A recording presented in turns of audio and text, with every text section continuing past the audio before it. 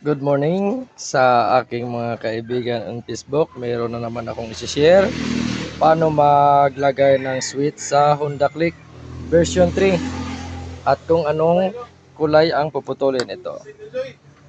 Ito, iniwa ko yung wire, yung balot sa wire. Kita nyo po yung wire na kulay violet na may stripe na pink. Ayan, yan po yung puputulin nyo para sa switch. Puputulin ko po yan. Ito na guys, nilagay ko ulit yung sakit.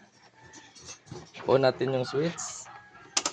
Ayan, kita nyo guys, yung kilay na lang yung mailaw, wala na yung headlight. Oh, kita.